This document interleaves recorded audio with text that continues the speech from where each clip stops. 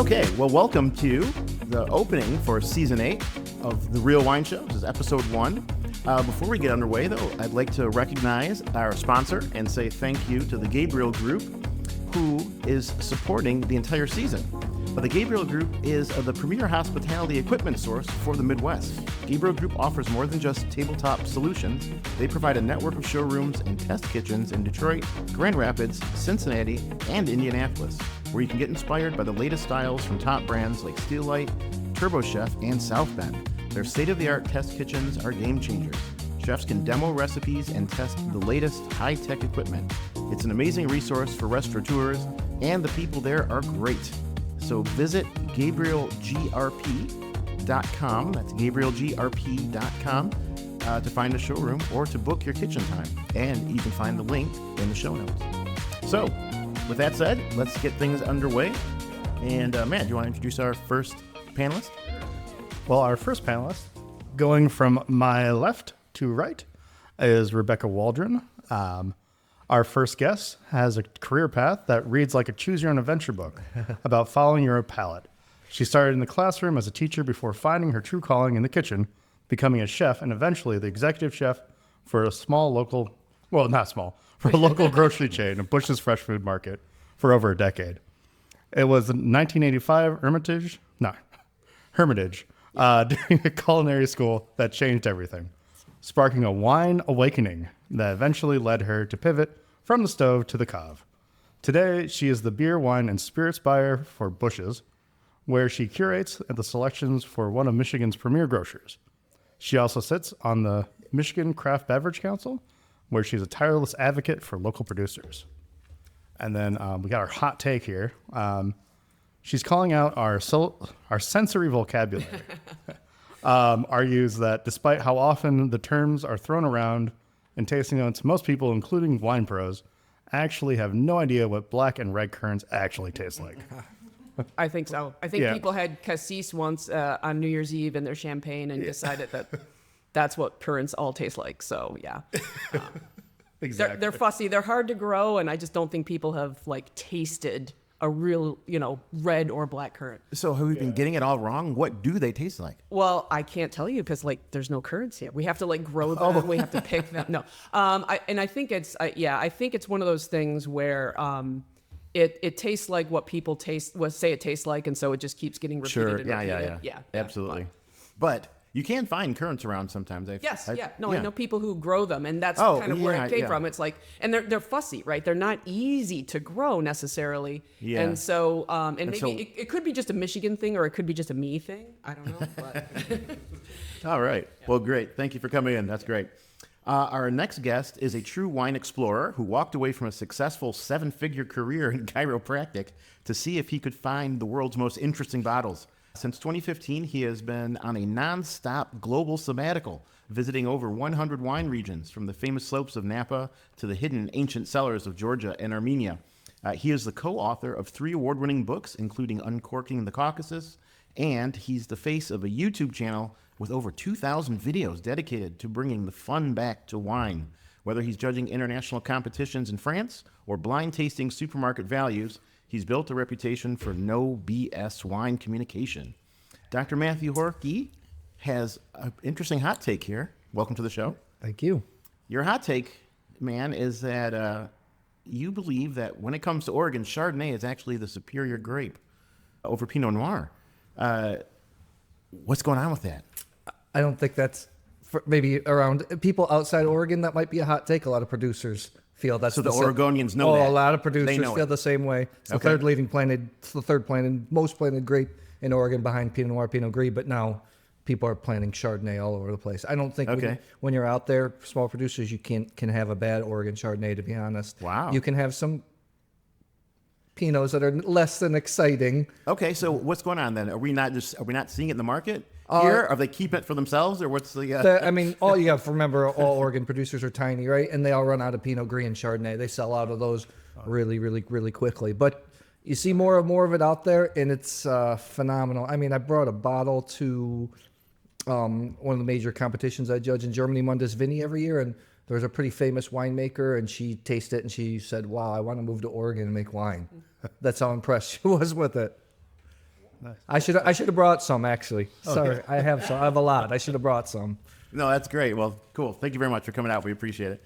And man, Okay, you sure. give us our- Hey, we have our third guest who has made wine out in Oregon, right? Twice. Yeah, twice. Yeah. Signor Domenico Mimmo Musumeci. I didn't say it right. You did an amazing job. Yeah. So our final guest is a man whose journey has come through the figurative full circle from his Italian roots, leading him into the high-stakes world of Chicago wine scene, and finally to him literally rooting in the soil of West Michigan. Not that he digs, but he plants. Does that metaphor work? I guess it does. Okay. So after years as sommelier, wine director, and a powerhouse in the Chicago wholesale scene, he and his wife, Elise, decided to stop just selling the dream and start building it. They traded the city lights for a life of true agrarians on the West Michigan coast. Kamusu is the farm where they make Wine Pirati wines. It isn't a hobby. It isn't a hobby farm. They are working and tending the land, doing it the old school way, holistically. For example, working the rows with a draft horse, our buddy Buster, to keep the land and the vines in balance. Our buddy's hot take? Okay. We need to be drinking more honest wine. We've gotten too far away from the raw truth of the vineyard, and it's time to get back to the bottles with that pure expression of the earth, fruit, and the seasons. Please welcome Domenico Mimmo Musumeci. Thank you for having me. Drink more honest wine. Yes. Yeah. You've lived in the big city. I have. Now you got the little country life going. Not the little. It's a big country life. How's the physical? What's the kind of the different working with like Buster? Change your definition of what a perfect wine could actually be. Gosh, I don't think a perfect wine exists. Yeah. But I do appreciate the concept of honest wine. So I encourage everyone to drink what you like, because life is too short to drink what you do not like. Yep. However, after you discover what you like to drink, I don't think it should be difficult to find out how that product is made. And during my time in the wine industry, I have seen a lack of transparency, to say the least, particularly when it comes to the winemaking process. So in response, Elise and I offer a transparent alternative through our 2 wine projects. For example, Wine Pirati is the first wine brand in Michigan and one of the few in the world that lists the ingredients on the label. Mm-hmm. We also write easy to locate text sheets that are devoid of buzzwords, which I think is very important. So and difficult because it's a very easy shorthand. For sure. and also misleading statements, which there are plenty of those available as well, unfortunately, when it comes to wine. So I do, again, encourage people that after you discover what it is you like to drink, do some research, find out if it's honest, and I think most people will be surprised by not only what you can find, but more importantly, what you can't. Mm-hmm. And there is a reason for that. Mm-hmm. Like a lot of times, just the variety of the wine is just unavailable. It's just a blend. Right. And I don't think a lot of people would want to drink a wine that has an ingredients list that reads like a book chapter. Yeah. Right? Yeah. And to be fair, that's a lot of wine that's on the market. Yeah, that's very true. Right. Well, that's, agreed. But it's easy for us. Our ingredients list just reads grapes. Yeah. Right. But nothing wrong with making additions or subtractions in the winery, although we don't do that. It's just the transparency component that we're very passionate about. Yeah, it's all a choice. Right? Exactly. Yeah. Exactly. Yeah, exactly. Well, thank you. Yeah, excellent. Thanks. Well, are you folks ready to launch into things here? We'll do our first segment here, which is our news stories thing. So we're going to get your opinion on some of these commentaries that we're collecting from the world of wine. And we will start off with one about the Judgement of Paris, because we're coming up on the 50th anniversary. Wow.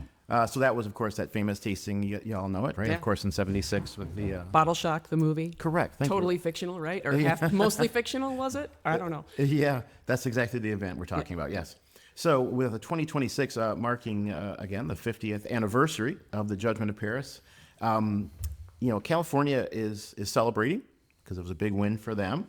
But some critics are claiming that the New World, Old World rivalry is really a relic of the past. They argue that the climate change and technology have blurred the lines so much that terroir wine itself has almost become a generic style. You know, the wines are just so good and so expressive. So what I wanted to ask you folks about and set up a little debate here is, in a world where England is making world-class sparkling wine, you know, they've got grapes in Sweden, does the French-American debate have any teeth to it? Is it still something we should talk about, you know? We're celebrating this historical milestone, but are we clinging to a rivalry that's really just, from a bygone era? What are your thoughts on that? Let's hear French- it from a winemaker. Yeah. That's the winemaker. I think competition is good. That's how people raise their standards. But the French versus American thing, I mean, is it meaningful? Is it something? The French wine is still the global standard. That's think why. so? That's, Okay. Oh my goodness, Yeah. yes. That's from how people. you all agree. How Everyone's people nodding their heads. plant their Okay. vineyards, how people make their wine, how people sell it. France is still probably more emulated than any other wine region, and probably for good reason. No, that's a great point. Yeah, that it is emulated. The wines are emulated. And we'll not get ahead of ourselves. We have a discussion around that for later. Well, modern reds are basically copies of Bordeaux. I mean, you Right. incorporate the buttery technology. You know, Right. I was Mr. Spurrier and I were actually fairly close, as close as you could. I was actually quite. Steven Spurrier, yeah. Yeah, I was actually quite hit hard when he passed away. I've actually gotten toasty with him a few times. Oh, neat. That's cool. I do think it does. I think it's interesting. I mean, I spend a lot of time in exotic regions as well as well-known regions, and I do think Yeah. it's important to compare to the benchmarks. But I was interested to hear Domenico's answer because, yeah, I think that comparison doesn't really hold the weight anymore. If you look at Bordeaux, they try to make more and more Napa. Napa right now tries to make more and more Bordeaux style wines. Right. It's and with climate change, it's the unfortunate thing about. The people, not unfortunate, but people don't like to talk about climate change. This has helped a lot of wine regions. Wines are just excellent now. Right. for Excellent. Sure. Yes, yeah. Rebecca, what do you see on at the store level, at the consumer level, I guess? Yeah, and I mean, again, from the buyer's perspective, what I've noticed is there are a lot of French producers, and most of them are larger producers, that are starting to label their wine with phrases, I mean, varietals that are familiar to Americans. Sure. So, the Chablis or their Chardonnay is labeled as Chardonnay. So I'm seeing more of that. And so I'm seeing that there's a lot of like trying to appeal to the American market with that level of familiarity. But when I talk to a lot of producers, because I do have occasion to talk to a lot of European winemakers, and we've met with them. Yeah, that's great. And one thing that they pride themselves on is it is the expression of the grape. We're not manipulating it. We're not doing this.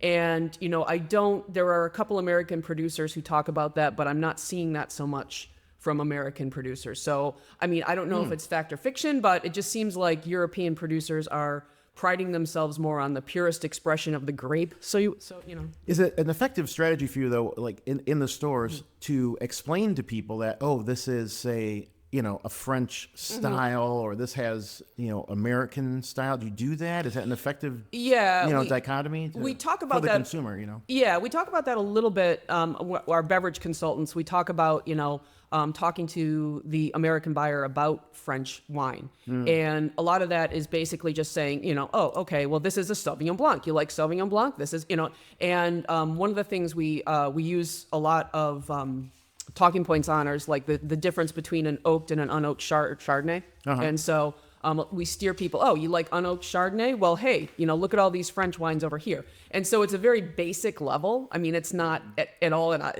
a high level, but just to get people familiar with that, I think is important. Yeah. All right, cool. So there's still a little bit to it. Oh, yeah. The Judgment of Paris. What do you think about that, man? I think it should never have happened. It was an abomination. Get in your DeLorean and change that part of history. Well, if I don't know if there's the whole book about it by George Tabor, and Mr. Spurrier was talking about. He was I've heard the story probably 3 or 4 times after he's had a couple glasses, but after the Chateau Montelena won, when they were tasting the reds, he's noticed that all the judges, that when they thought it was an American wine, they would score like ridiculously low. And that's where you see a reflection of the score. A lot of the scores were like 13 out of 20, 14 out of 20. Right. So it wasn't Because it must suck because it's American. because it wasn't the most. He's like, obviously I could have done it a little bit better, a little bit more, a little differently. So I don't know. It's still a fun talking point. I know it's fine. I was just thinking it was like the right place, right time, and then it got that Time article, and then it just blew up. Like who was there? It was George Tabor was the journalist, but Tabor, yeah. but it Dave wasn't. Malone, yeah. That was overblown too, because it was just like a small little. I think it was important for California producers. I think it's important for all the like. I'm traveling a lot. I was in Ukraine this last year. I'm spending a lot of time in Eastern Europe for producers to get together like they were doing in Napa back then, in the 60s and 70s, get together, taste each other's wines, and try to pit them up against the greats or classics or well-known wine. It's important. Maybe do Olympics this year instead of just doing, the world together, hand in hand. Okay. What's in our glasses right now? This is a glass check.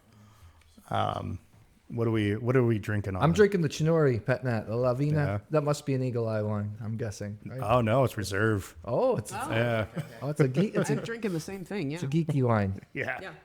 It's one of my favorite white grapes in Georgia, actually. Little cloudy. Chinori. Yeah, Chinori is nice.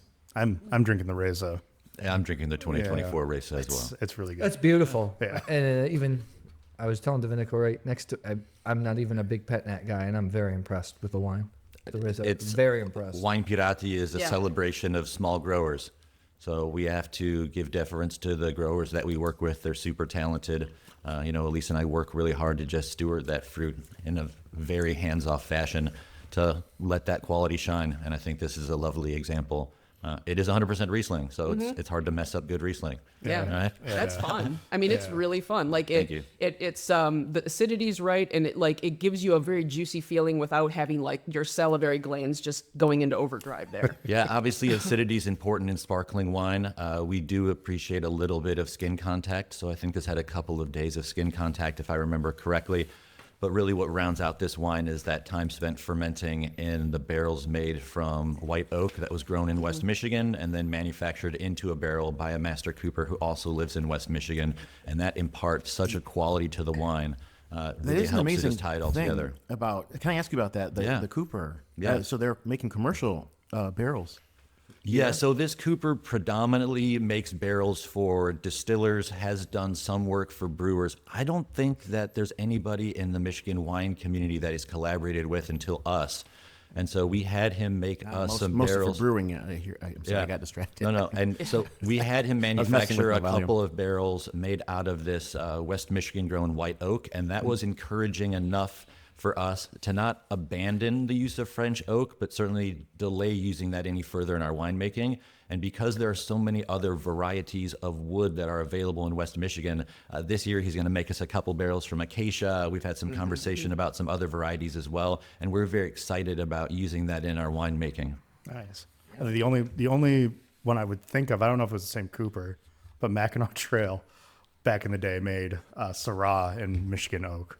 But Cool. that was not in 2012, so that wasn't back in the day. You haven't had problems with the barrels leaking, the drying process, everything. They've been pretty well constructed. No, this guy is exceptional. He is a true master of his Okay. craft, and he's not just an impressive technician. His shop is just an exceptional thing to behold. Walking in there and just seeing his commitment to that craft, it's a real pleasure to work with him, and we're very thankful, and we'll take advantage of that relationship as long as we can, because he's not getting any younger, and there are some people that now work underneath him that are trying to build that skill set. But to your point, it's not something that happens very easily. Maybe there's some savant out there in Michigan who's gonna, pick up these staves and be able to fashion beautiful barrels very quickly. But A natural-born Cooper? I'm not Beautiful holding my mind breath on style. that. You can pitch to young people. It's a stress relief. I'd love to take the hammer, rail away. It's better to make the wine. All right. After that, our scores are Oh boy, there were 50, 52, and 58. okay. And we'll find out what those are, who has those later. So, Scores for what? the game show. It's a game show. It's a game Yeah, show. well, So the next news story Oh no. is Big Gotti, Big Stakes, RTL Deutschland, and Hulu present Summer House. It premieres Wednesday, August 12th. Wine Coming and Bienvino to season 1 of Summer House. 12 wine professionals from all over the world, all sommeliers, will compete to win a grand prize of €100,000 while living together in separate suites at Schloss Elmau in a ski resort in the west, like the Westernstein Mountains of Germany near the Austrian border. Some testants will be racked down week by week as they can compete to outtaste, outserve, and outdo their competition. Meet the full cast at summerhouse.de. Okay, so aside from all the silliness, this just kind of saying, would this be the last grasp of the Western world's fascination with Somms? What do you think fueled the trend? The Somms, movies, and what was the buildup for that? That kind of fascination with the idea of a sommelier. What do you guys think? I mean, I have opinions, but Yeah, That's why we're here. Voice them, please. Yeah. I mean, I think it's it's a lot of it is the restaurant industry in general. There's a lot of fascination with that. Like, I mean, look at the bear. I mean, look at all of these. And so, and it was before that though. I think a lot of it has just been how all this. The movies and the shows and all of this. I think that is cool that there's a fascination with Somms to some extent. I think it's, again, us nerdy folks like to know that there's hope for us. I've never seen The Bear. You've not? No, I've never seen it. That's I know it's about the restaurants and all that. Is there a Somm in there? Yeah, but wine isn't very heavily featured. that was my question, It's not yeah. heavily featured. That's the criticism with the show because everything else is so real Yeah. in the show. Chef Jason says he can't even watch it. He said we watched half an episode. He's like, it's too traumatic. Oh yeah. It's too close to home, Yeah. I was pacing the first episode I watched. I'm sure. Yeah. There's a chef. Yeah. An inside look at kind of, I want to say secret societies or so. Wine is a very niche and underground thing. And then in the U.S. at least, Somms at that level are almost like wine jockeys, right? You have a certain personality, a certain competitiveness. Yeah. I think that brought out for a lot of entertainment. And then the world of wine is so mystifying. I mean, I know that myself personally, when I'm on conferences where it's like other content creators or even food trips, like I'm the only wine person, they always want me to taste and describe and do that, and they find it so fascinating. Yeah, it doesn't seem like that an accurate portrayal. I mean, rarely is the Somm like the quietest person in the room, Yeah.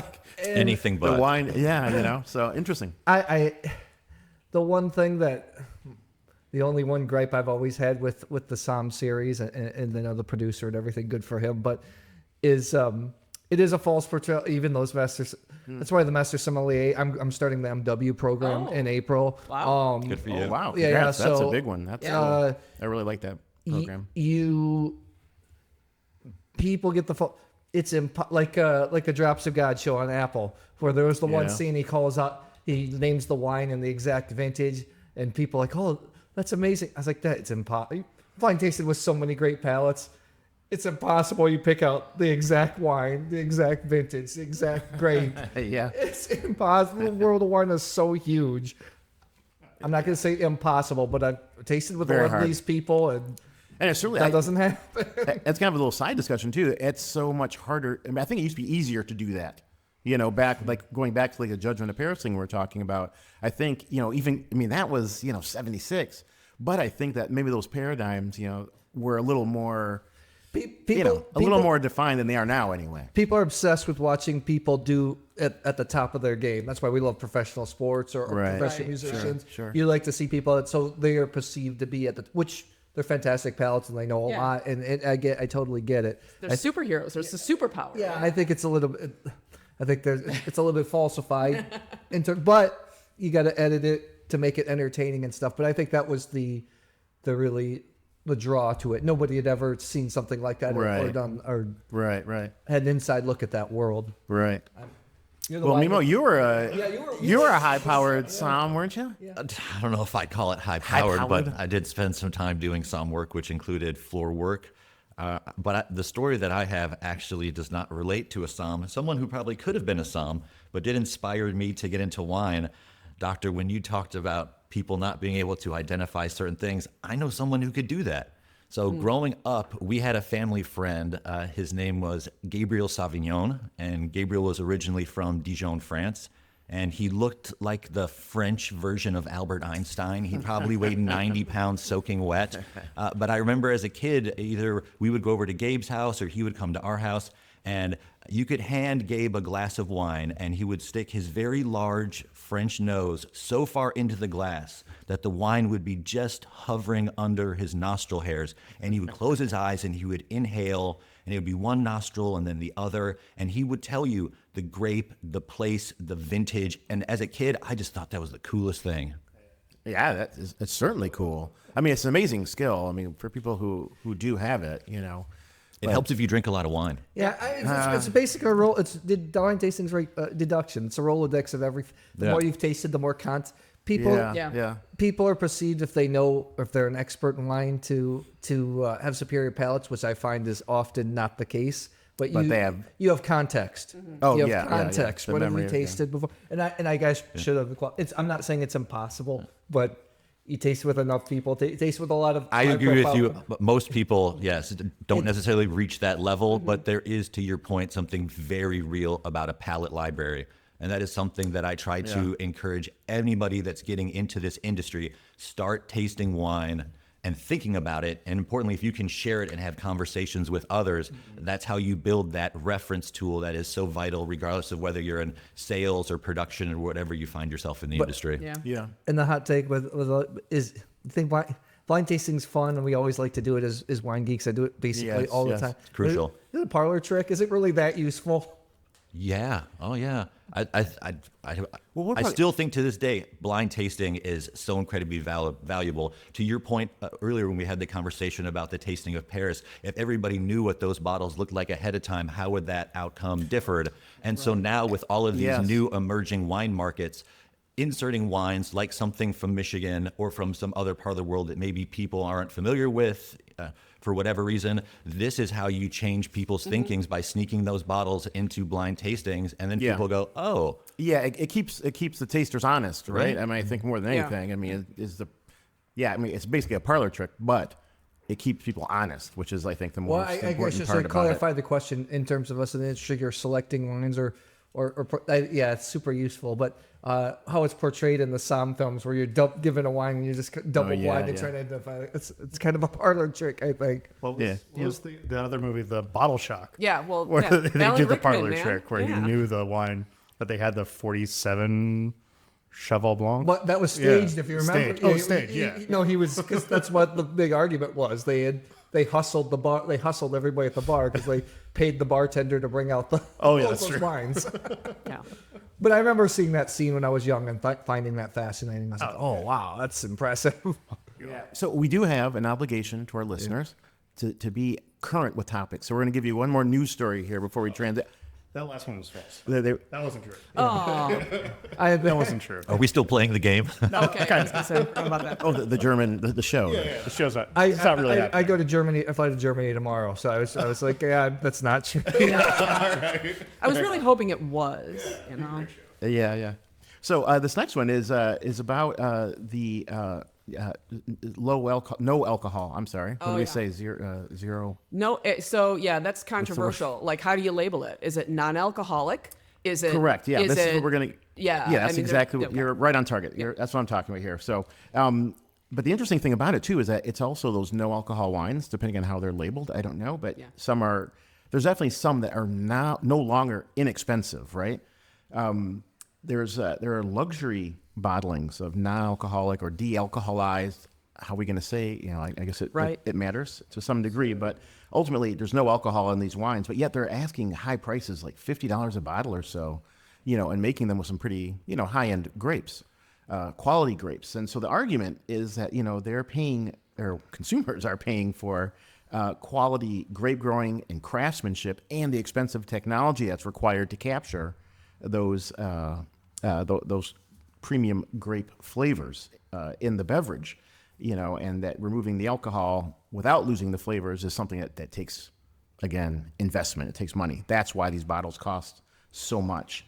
But I can't help but wondering, can a drink without alcohol ever really be considered like a fine wine? Can this be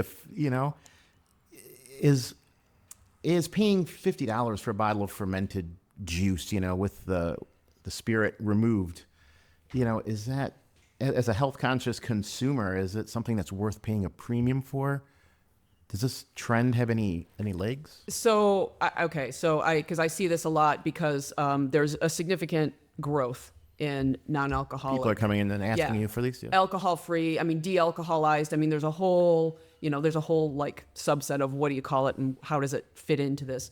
And it's definitely a growth category. Over the last couple years, I've seen it grow exponentially. However, what I have seen is the price tolerance for it is not so much. Right. Okay, this is exactly what I was wondering about. Yes. Yeah. So I think the perception is still that if there's no alcohol in it, I'm not going to pay that premium price for it. I mean, we see this with non-alcoholic distilled spirits. A lot of them are now in the $30-$40 range, and they're a hard thing to same turn. Price as the real deal. Yeah. Because of that.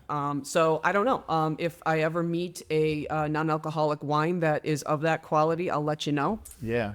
Matthew, you were shaking your head at some point when I was talking about the high price, these high quality ones. Have you tasted them? Those LVMH ones, those are like $50 a bottle. Yeah, exactly. Actually, when I was working at Plum, we actually moved those. Oh, you did? Decently. But they had appellation, like Napa, Chardonnay. Yeah. Wow. It's an interesting. Like personally, I don't like to get. I'm not a drinker really. I mean, I drink a couple glasses of wine a week, and I taste every day. But I don't like the alcohol. I would love if the wine was like 3% alcohol. Like I like the taste Heresy. in the room. I'd like the taste in the room. But it's impossible because alcohol carries flavor. It's impossible. Yes. And it gives texture. It's just impossible. And the buzz you do get off wine, especially when you're around people, it's just there's a lighter feeling. It's conversation usually stimulates conversation, thought. A little bit. I mean, the Greeks knew this, right? That's why they had symposiums and had crazy sex and got drunk on wine. Mimmo knows this too. When I drink the wine, that's what you get. But You said what happens in your basement stays in your basement. I'm sorry, I forgot. I go into the wrong parties. could it be considered? I would love for them for producers to get as good with non-alcoholic With beers. the non-alcoholics. Yes, yeah. Right? And there are some non-alcoholic beers that are They're pretty actually decent, but yeah. I don't know. It just seems like it's also the antithesis of what we love about wine because there's a lot of manipulation involved, right? Yeah. Well, there is, Chad, you had mentioned, does this trend have legs? Does any trend have legs? So if this is a trend, it will come and it will go, and it still may linger in the market. Whether or not it will be as significant as it is now, we'll just have to wait and see. But when it comes to wine that is made with no alcohol, you're really getting two different families of products. One is traditionally made wine that has the alcohol removed, and the other what is called, oftentimes in the industry, proxy wines. Yeah. So these are wines that are made with a series of ingredients. Sometimes that includes grape juice. Sometimes it has a tea or a kombucha based. And these can also get quite expensive. And quite frankly, if people want to spend the money to drink that, more power to them. As I said in the introduction, drink what you like. And if that's what you like, go ahead. I mean, we might not be hanging out all that often if there's no alcohol in your wine, right? But that's okay. Surround yourself with people who do want to appreciate that product with you. You've never thought of making any, of course. Oh my God, no. No, I like the alcohol, quite frankly. I'll always consume responsibly. But when it comes to wine, even though you're having new products that are coming into the marketplace, you're having people that are transitioning to other forms of entertainment. So if the beverage is no longer your party favor, maybe you're transitioning towards something else. The one thing that I would encourage everybody to remember is that wine has been around for a very long time. It's probably not going anywhere anytime soon. And so we can all take a little bit of comfort from that. Even if the industry is transitioning, it's better to be a part of that transition and appreciate the competition that comes with it, and we'll see where it all shakes out in our lifetime. I have tasted one excellent, and they were calling it a wine-based non-alcoholic product. It was in Catena Zapata last year this time, and now I see, because I tasted that, and now just releasing on the market, but they were making non-alcoholic. They were removing alcohol, making sparkling, and then making it aromatized, almost like a vermouth. Oh, okay. And then sticking yeah. an orange. Yeah. And it was, I have one bottle in the fridge. They gave me, it's fantastic, but they were calling it a wine-based product. They weren't calling it wine. But I think that's the way to go because you have so many of those off flavors and the bacteria during the dealcoholization process. They can get just really nasty. I mean, I haven't tasted a halfway decent non-alcoholic red ever. Yeah, All right. concur. I do have a question for the winemaker, though. Yeah. Okay, so there is a trend with this no alcohol. There is a trend for low alc, right? People are trying to Sure. conserve. Now, would you, as a winemaker, because there's so many wines that are just naturally low alcohol, would you put that on your bottle, or is that not something you would do? So we do make low alcohol wine purposefully, and obviously you have to list the alcohol content Sure. on the label, but that's not something we necessarily go out of our way to champion. I think there are, at least our clientele base is more interested in the fact that we have an ingredients list on the label. That's what they care about. And they can see that the alcohol is low. You can feel it when you consume it. And for us, we find that satisfactory. But I'm sure, Yeah. you know, as the old saying goes, you ask 10 winemakers the same question, you get 11 different answers. Right? Let's get 9 other winemakers in here and see what they think about it. If people ask for low alcohol, we could just push them to drink more German sweet cabernet Exactly. Rieslings. Or make yourself a spritz, right? Where you have a glass of half wine and half sparkling water on Which top I of am it, not put the alcohol in against. half. Super delicious. Yeah, that's exactly. That's I am great not drinking against. stuff. Yeah. I was with a really famous producer. It was actually though in Croatia, really well renowned high, and we were out during a tasting, and he was mixing and he was making expensive wines, not like cheap. And he was making spritzes out of it. Yeah, and I was yeah. like, oh man, So- if he can do that, I'm gonna do that too. Excellent. Well, let's we do a quick shout out here for some upcoming events. Matt. Well, we have the Michigan Wine Collective and Taste Michigan. I'd like to remind everyone that May is Michigan Wine Month. So be sure to get out there and visit your local wineries, which you can find in every corner of the state, even Hart, Michigan. From Michigan to the Indiana border This segment sponsored by Wine Pirati. to the tip of the mitt and the thumbnail to right here in Metro Detroit area. Additionally, on June 21st, MWC, the Michigan Wine Collaborative, is hosting the second annual Taste Michigan Invades the Eastern Market. And on June 27th, they're collaborating with the Michigan Firehouse Museum in Ypsilanti for their first Michigan Wine Festival. The trade is warmly invited to attend both events and to taste and to learn more about Michigan wines. Visit Taste Michigan, all one word put together, .org for more information. What's the date on that? I want to go. Yeah, June 27th at Eastern Market. And then it looks like, no, wait. June 21st at Eastern Market. June Show up on June 27th 27th. Yeah. at Ypsilanti. Sorry. Things are bolded. Yeah, and we'll get that information up on the show notes as well too, so we've got plenty of time though, so that's great. It is now time for Grape to Plate with Chef Jason Berthold. All right, Chef, the wine has been poured with a little bit of bag in it. Yeah. Let us know. Put your nose in here All and right. tell us where this wine's taking you, Chef. I will tell our listeners, if you're not watching on video, that we have a sparkling white wine here. So as you can see, this one has got a little bit of a greenish tint to it. What is that going to tell the chef? Let's find out. Wow. Wow, that's a good start. That's an Yeah. auspicious start.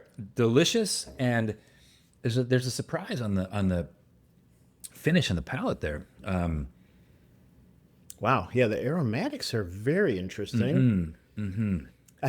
This is not a thing, but I want you to, it's almost taking me, like those homemade soaps that have like all the junk in them, like just like solids. Yes. Like of like herbs. Whole flowers. Yeah. Yeah. It kind of Star reminds. anise. Yes, exactly. It kind of reminds me of that. Right on. There's something Yeah. that's slightly perfumey, but also something that's incredibly herbaceous. Yes. Yeah. Great. Yeah. So what do you think about the on the palate? So we have a pretty aromatic sparkling wine. And on the Super palate. aromatic, and it's actually a little weightier than I was anticipating. On the palate, it's got some back end to it, which is really nice. And the mousse, as we say, the way it bubbles on the palate, is not particularly strong. No, yeah, it's quite gentle. It dissipates quickly. Yeah, but it gives it also that sense of roundness is what. So I often think that with sparkling wine, you know, the bubbles, you get that crispness. You get, you know, it delivers that the acidity that gives it, you know, an edginess. This has more roundness to it, a little more of a creaminess to it. Yeah. And so I wonder what you're going to do with that. So. Wow. Okay. May I have a little more? It's really good. By all means. Thank you. By all means. It's great to have a wine that's super drinkable, you know. Yeah, absolutely. It's just a lot of fun to drink, you know. Well, I think this is a really fun wine to taste. I haven't had anything quite like it. Maybe, you know, for the reasons that you mentioned with the profile and the texture of the bubbles and the sort of like roundness that this wine has. I think this would be a really fun way to start an evening, start a meal. Yeah. And therefore, I'm thinking about what kind of foods would go along with like maybe the first or second item that hits the table. Okay. And Yeah, this is not. It's definitely to my. I mean, you know, let me rewind. I was getting a little carried away and excited, but I was gonna say this is definitely not a main course wine, but so I agree with you in that sense. But then, of course, you know, listen, I could also just have this and, you know, slice pizza. yeah, right, or a sandwich like a grinder, Oh, for sure. or something like Yeah. that, you know, and so I don't want to undersell it, but yes, I understand where you're going with it as an opening wine, as in, I mean, something a little more than an aperitivo, like you say, it's a first. Oh yeah, course. yeah. I think this definitely can stand up to and would benefit from having some food paired along with it. Yeah. Let's talk about oysters. Oh, fun. Yeah. Yeah. Okay. But I'm thinking. So something not just raw. No, not raw. Okay. Not raw. I think something just gently cooked, barely warmed. What's the classic cooked Rockefeller? Yeah, right? yeah. It's with the cream and spinach. and often Pernod. Pernod. or- The licorice type of Yes. thing, or anise. Yes, I mean that kind of is the only thing you taste, unless you're using enormous oysters and you happen to get a bite of one. Yeah, but yeah. That's a pretty heavy-handed. Too much for preparation. this. Yeah. Okay. Too much for this. So yeah. you're going to go something more. More neutral. Are you roasting? Is this like, because, you know, like, of course, we have our local spot. They're closed right now for renovation, I guess, but I'm thinking of over at a stadium and, oh my gosh, Jackson Road. What's it called? The Zingerman's Roadhouse. Oh, They do fantastic oysters. grilled. Yeah, they do grilled oyster. yeah. So I wonder, Okay. are you along those lines, or where are you? Yeah, what do you think I mean, I'm thinking definitely, like I said, a gently cooked oyster. But backing up a little bit to what we talked about with the bar soap, with all the flowers and things jammed into it.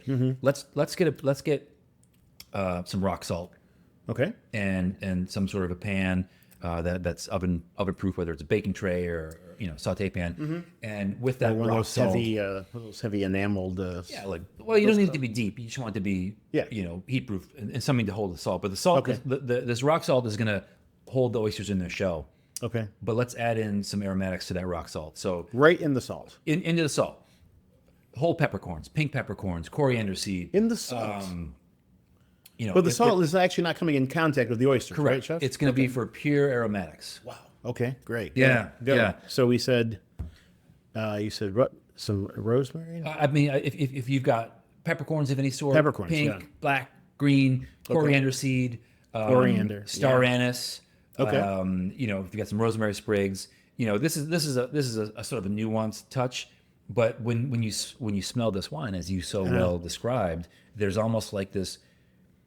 Potpourri is too exuberant, but Yes. there's a Absolutely. aromatic kind of marriage of things happening. in here, Absolutely, I agree right? with you there, And I yeah. think we can reinforce that just simply by having some of those aromatics in with our rock salt. Amazing. Which That's will great. be gently heated, and you will Yeah. smell that as you're bringing them out of the oven. Okay. As far as oysters go, I personally enjoy East Coast oysters. However, there's a creaminess to this wine that could pair really nicely with West Coast oysters. A lot of West Coast oysters provide that kind of like melon and cucumber kind of thing, less brine. Yes, that's- yeah, anything yeah. you can find Almost that's fresh. fruity, yeah. Almost fruity. Yeah, almost fruity, yeah. But any the freshest oysters you can find would be fantastic. Okay. And then real simply,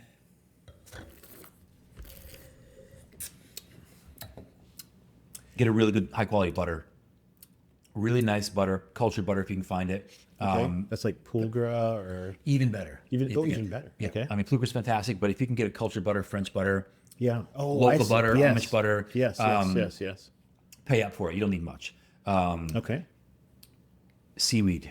I really love dried seaweed, like the little hijiki. Yeah. Mm-hmm. And I think what you could do is, you don't need much of this dried seaweed, and you just simply hydrate it in could be cold water.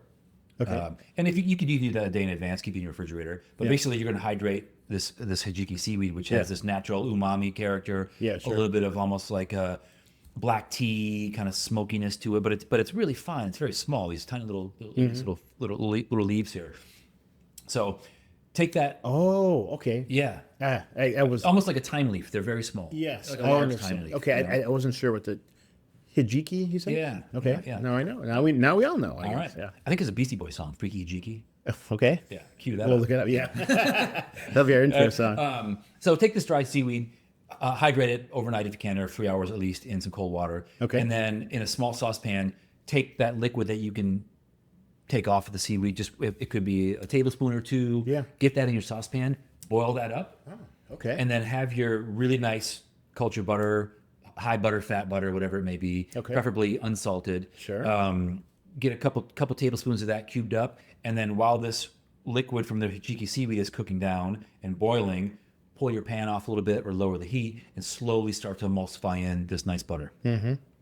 You should get a nice emulsion there. You're gonna have all this fat and umami going on.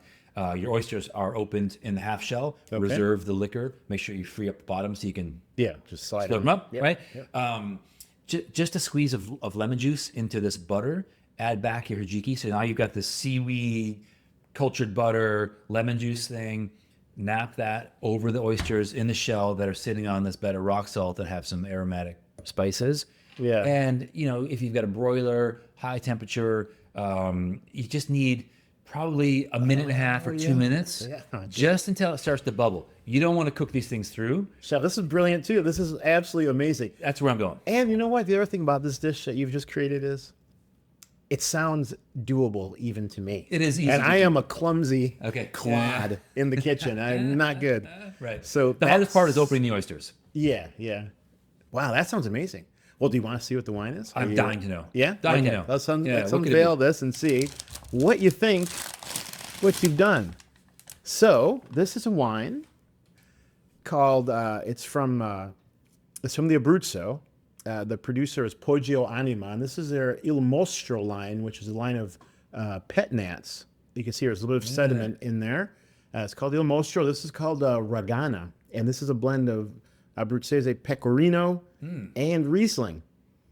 Yeah, fermented right here in the bottle. Incredible. It's a 22 vintage Yeah. Poggio Anima or Il Mostro Ragana is what this wine is. So there's where those kind of like the wild aromatics get Yeah, from the the- Riesling yeah, and the and sort of like Pecorino's- low intervention style. Yeah. Yeah, and Pecorino can give that too, like the fruitiness and also salty character too, some of the savoriness. But yeah, a really fun wine, and I think you were absolutely dead on it. This is something that's a little bit beyond, just like your typical sparkling wine kind of aperitivo. Yeah.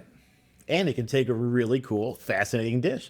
Oysters with hijiki, which is new for me. I didn't Okay. know about that use of Yeah. the seaweed, but that sounds fantastic. So, Yeah.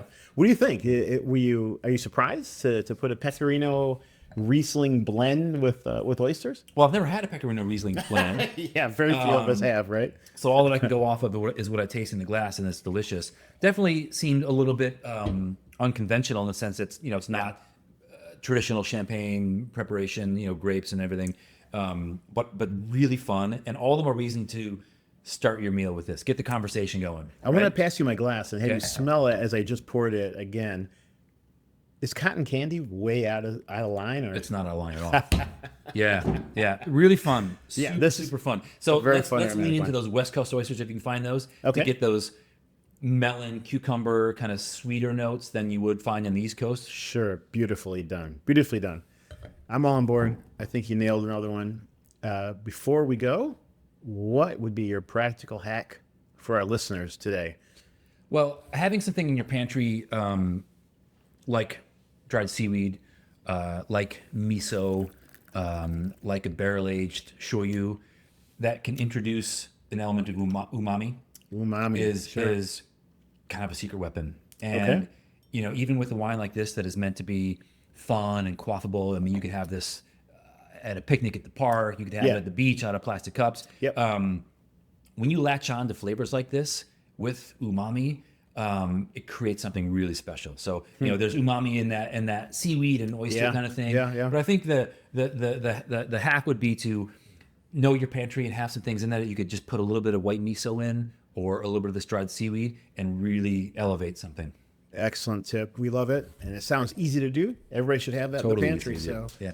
yeah, Chef, we appreciate it. Thanks for another great episode. My pleasure. Thank yeah, you. and we'll see you next time. Cheers.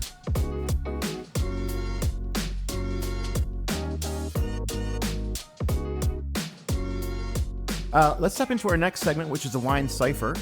And what we're going to do for you here is read you a tasting note and then give you a choice of 4 wines to match to that, one of them to match to the wine. All right. And this is a good one because you were drinking Georgian wine. And, what I mean by that is that the Georgian. Okay. No, listen. What I mean by that is that one of the selections is a Georgian wine.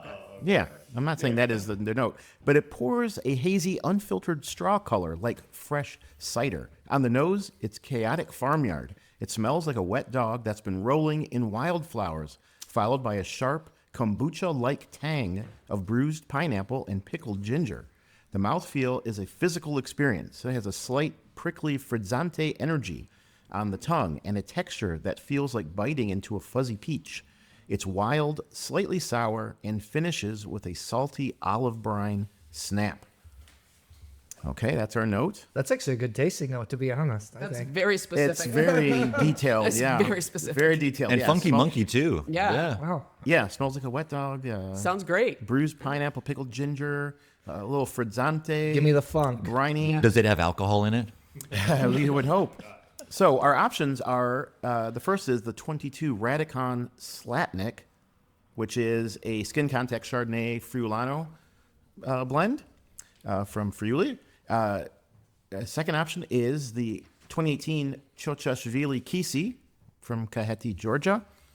The 22 Cloudy Bay Sauvignon Blanc from Marlborough. And our fourth option is an old bottle of Barefoot Refreshing Crisp White that was stored atop the fridge. I recently had one of those bottles. Barefoot Crisp. Ow, boy. Stop jerking our chain. So, you want me to recap the note or the options? What do you No. think? So we have Radicon Slotnik, Chochashvili, Kisi, Cloudy Bay Sauvignon, or Barefoot Refreshing Crisp White Wine I'm that going with- has been left on top. I'm of the going fridge. with barefoot. Yeah. Refreshing. I'm going to say the Friuli, but I will laugh so hard if it's the Cloudy Bay. Yeah, that would be yes. Slotnik isn't sparkling though. Slotnik isn't. Oh. Yeah, it says it has a prickly frizzante energy on the tongue. So not quite frizzante. It doesn't say. I mean, it's not actually bubbling. It says it has a prickle. It says. And it's this Slotnik line. They're more clean than the traditional Radicon wines. So Okay. I think it's Domenico, the bottle where are of you Cloudy at? Bay that went bad. It was sitting around in the back of someone's car and it was That could knocking be in around. that. Yeah. That could be. It's, Well- it's been corrupted by time and temperature. Yeah. Yeah, it sounds like a messed up wine, like a messed up bottle. well, who knows? I mean, that's the stuff that they pour in Manhattan. Oh yeah, the cool kids are Or definitely maybe- drinking or maybe this. uptown Yes. at York Yeah. sometime. let's- Uptown yeah. at York. Yeah, uptown, let's go. Pickle juice. Well, the note is for the 22 Radicon Slatnik. It is. Wah, Yeah. wah, wah. But yeah, it does sound a little bit wild. I mean, I haven't had one in a while. Slatnik I haven't had. I don't agree with Slotnik is so clean. Those wines are so clean. They are? He uses Okay. sulfur. Slotnik is the sulfur-based wines Oh, it is. versus Oh, okay. his father's. Maybe it was a little off. I don't remember that. But those Salty, good briny tasting scent. though. Yeah. Oh, okay. There's no such thing as good wine, only good bottles of wine. And that one must have not been all that great. Yeah. Should we give them another chance for a second one? You And want redemption here? Redemption. Okay. So since you're going to Germany, we'll read one from Falstaff magazine. Perfect classic, noble, elegant dryness. Tobacco, leather, dry wood, cinnamon, faded flowers, overripe cherries, prunes, candied fruits, mature tannins. Spicy, good acidity, extra long finish. 96 out of 100. Is that the La Roja Alta 2015? SA Gran Reserva 604 from Rioja or Rioja, DOCA, Spain. Penner Ash Wine Cellars 2020, Willamette Valley, Pinot Noir, Oregon, USA. Biscardo 2022, Enigma, Sangiovese, Rubicon, IGT, Emilia Romagna, Italy. Or Bernard Baudry 2018, Chinon Le Grand, Grange, Loire, France. What do you Looking at think? you first. What do you guys think? I think it's either it's not a 604, the 904. I think it's A. Oh, A or, yeah, 904. I misread that. It's either the A or I'd go A, maybe D, but I'm going to go with A. Okay. I'm going to say D. Okay. But I'll be honest, I wasn't really listening. I'm too distracted. I'm too distracted by your hat, Matt. It's a good look for you. Oh, thank you. But that was a crappy tasting note compared to the first one, right? Oh my gosh, yes, yeah, night and day, night and day. All right, how do you get excited, right? Yeah. I will just to be a little different. Like I feel like D sounds right, but I'll go with A just to be. Okay. Oh, A. Yeah. All right. It was A. Oh hey! Yeah. Redeem myself for the Yeah, bad Colin Slotnick. yeah, see, it works out. You gotta give them a chance. That's They how show blind up. tasting happens, right? You get one right, you think you're the best, and then you get the next four wrong. Without doubt. Without doubt. Well, that is great. That was fun. Those worked out pretty well. You know, this has been a popular segment. People like that. So thanks for playing along with that. People like it. It seems very difficult, but people enjoy it. Before we get into our final segment, which is the Emotive blind tasting, we'll do, Matt, you can give us a little score update, let you guys know where you are and how hard you have to go on the Emotive blind tasting, which I will remind you is the opportunity for you to taste that wine there on the table in the blue sock, let's call Wait, it. how are you calculating these scores? Is this completely subjective? Yeah. At least you're honest. It's got to be tight though, because it's based on participation and engagement, right? And your all of this been blowing it up today, so it's got to be super close. But we'll see what Matt has to say about that. But yeah, you got the blind there, so pouring that in there. And then what we're going to ask you to do, of course, is to give us your emotional response to that wine. You know, let us know how it makes you feel, or if it perhaps evokes some kind of a memory.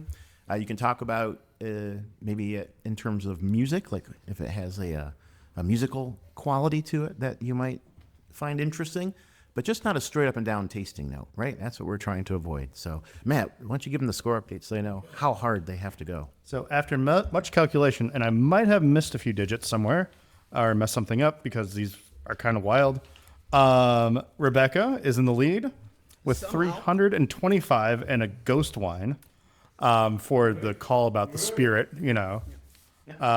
This was during the News Story 3. Dr. Matthew Horkey has 160 and a symposium, a Greek symposium.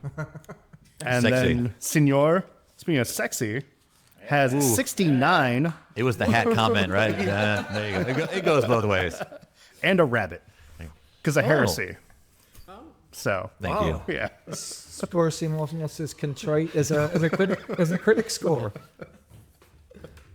All right. So, yeah, if anybody's ready, how you feeling there? Anybody having a strong emotional response to the wine? No, not I was particularly. gonna say dead air, not good. Not No? particularly. This wine does make me want to run into somebody on the street that has a satchel full of sausage. Wow. Okay. I thought you were going to say a wall or a car or incoming traffic. Yeah, that would have been terrible. But a bag of sausage is a little, interesting. That's I can yeah. see that, though. Go ahead, Rebecca. Go ahead. Oh, I was Yeah, just, I mean, Rebecca. it makes me want to go on a picnic. But I feel like that's like too close to. Well, my friend and I have a bag of sausage. I Would was you gonna like to say, come? yeah, like I feel like that's too adjacent to the bag of sausage. So Is it cooked? All right. I can cook it. All right, so a picnic, a I guy on lived, the street with a bag of sausage. And, I lived in Southeast Asia for 6 years, and in Singapore, which is even though there's 4 different ethnicities there, Singapore and Chinese is the major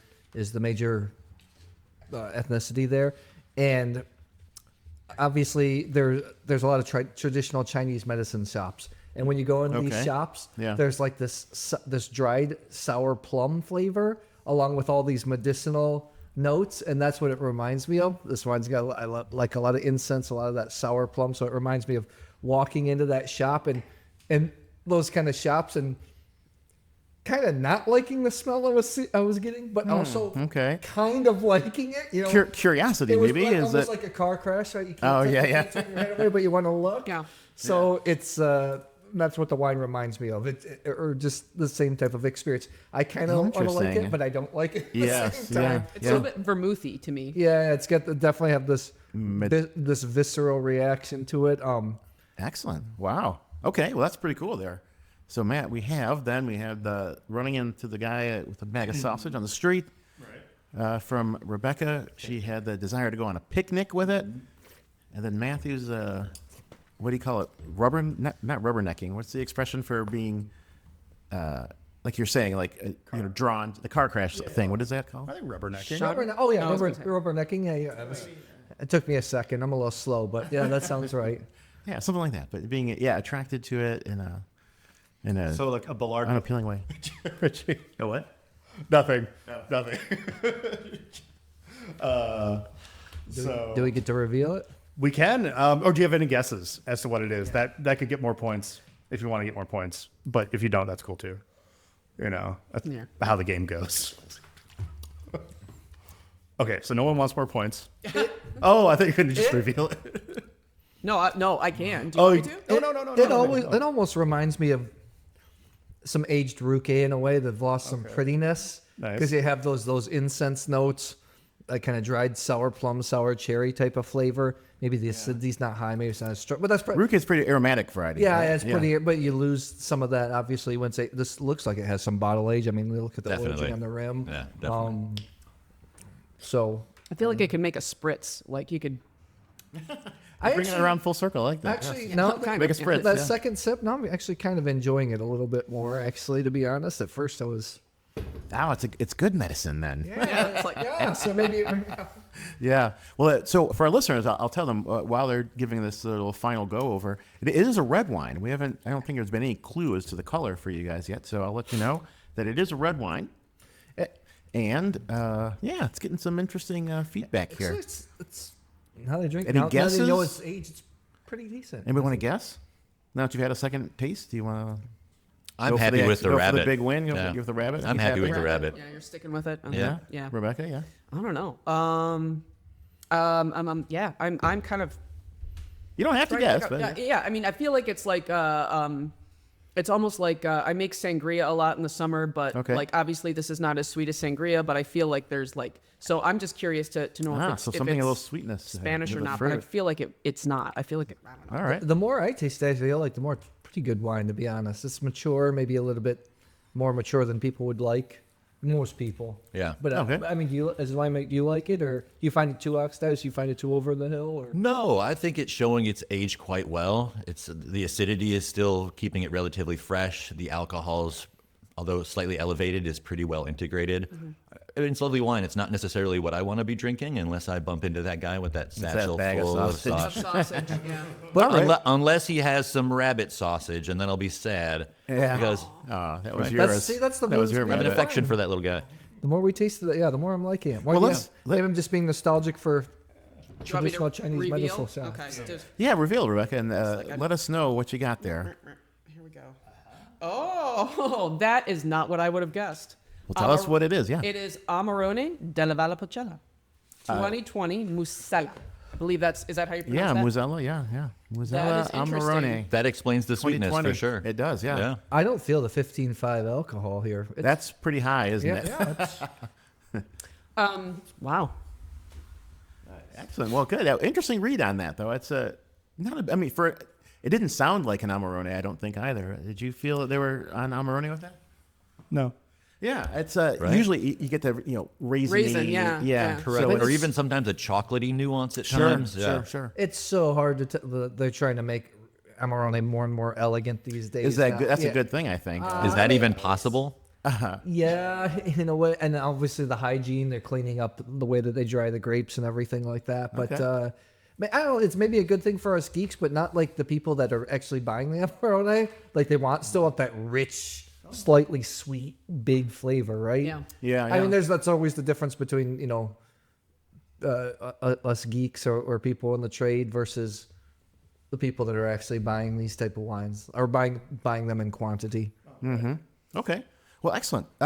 Before we give you the final scores, let's get your wine of the show from each of you. Which wine did you most enjoy tasting? Doesn't have to be I'm not asking for the best wine, just one that you most The Resa, enjoyed. for me, the Resa, the wine. Not that Domenico's right here, but Thank by you very far. much. The Wine Pirati, yeah? Yeah. Yeah. Resa, okay. I would agree with that just because I've not tasted anything like this. God damn, he's gotten the trifecta. No, I mean it's cool. I think Yes, it's, for sure. It's good. It's really good. Yeah, absolutely. Well, last night we went through a bunch of bottles trying to find something as good to drink and had no success. So Thank you. It's hard to disagree with these two. yeah, absolutely. My That's good. esteemed colleagues on the panel today. All right. Well, great news. Well, Matt, why don't you reveal who our third place winner? Well, do your thing. Do your score thing. Yeah. All right. Well, so that last bit actually changed everything. Oh man. So in third place is Dr. Matthew Horkey. I'm sorry. That's all right. And, in second place, for making the wine of the panel and for getting the J.G. Ballard joke. Also, I that just got him laugh at 63 everything you points. say, Matt. You know See, that. see, that's what you guys got to do. Compliment and laugh. And in first place for winning the Cipher round is Rebecca Waldron. I really thought the bag of sausages was going to put him over the top. That's awesome. Thanks, guys. Yep. Yeah. So often it does the bag of sauce. Yeah. Yeah. So yeah, thank you so much for coming out. I really enjoyed having you on the show, and it's been a great pleasure. So Always fun. Thank yeah, you. Thank you. we'll enjoy This a little was a wine blast. and keep it going. All right. Thanks so much, folks.